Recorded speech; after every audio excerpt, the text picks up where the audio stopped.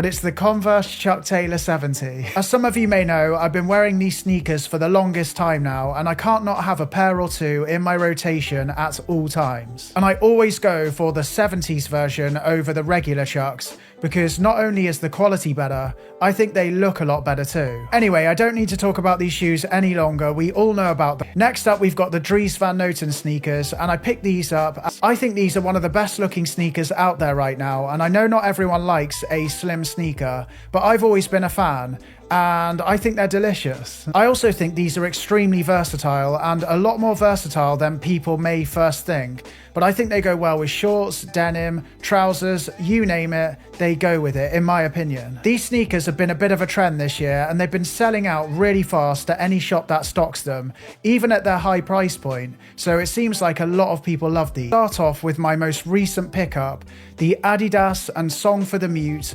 Taekwondo sneaker. Now these shoes look a little bit like alien shoes in my opinion. I've never met an alien or seen one, but it's what I'd imagine they'd wear anyway. But these sneakers literally just dropped here in the UK on the Adidas website this week, and I think they're one of the most interesting releases this year. I really loved all three colorways they come in as well, and it was a really hard choice on which ones to go for, but I really liked the dark sole on this earth pair, so I went for those in the end. But I feel like you can wear these shoes whatever your style, and I've seen quite a lot of alternative people wearing these shoes, which I always love to see. As some of you may know, I'm a big fan of more alternative styles, and it's mainly because I've been living in my Adidas Firebird track pants this year, so these shoes are just easy to throw on with those. So yeah, I've been wearing them a lot. But yeah, these are a really simple shoe, they're easy to style, they're comfortable as well, and they come in some really great colorways. When it comes to sizing, I went true to size in these, and they fit me perfectly. Next up, I picked these up in the brown colorway, as you can see, and I think they're going to be a perfect shoe for the autumn or fall, depending on where you are.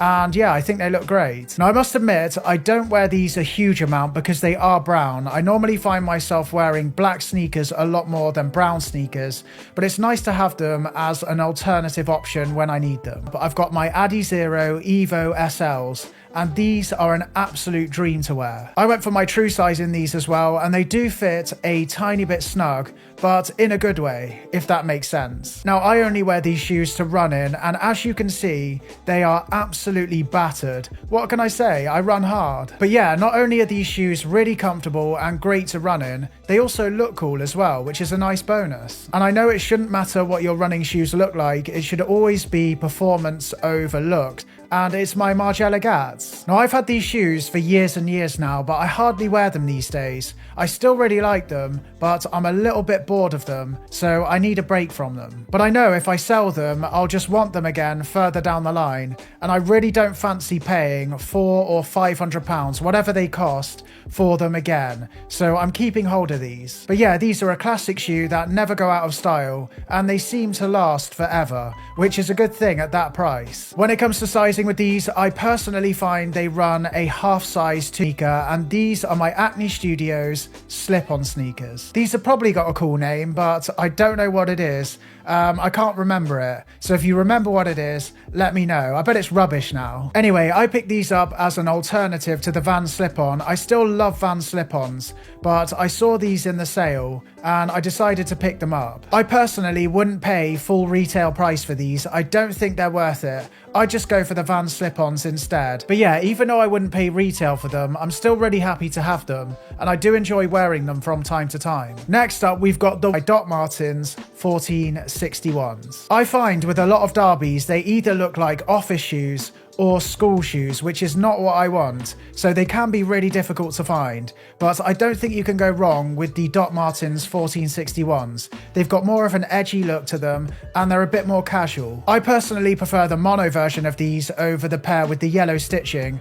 I find the pair with the yellow stitching look a little bit more rounded as well, but let me know if it's just me. For sizing, I picked these up in my true size, and as you can see, they're a brand new pair. But these are my Doc Marten leopard print Smith shoes. I wanted something a little bit wacky, a little bit out there, just for certain occasions. I must admit I don't wear these a lot, but when I wear a really simple outfit and I want something just to make a little bit of a statement, then I'll throw these on. Now I bet a lot of your faces are looking absolutely horrified at these, so let's move on very quickly before we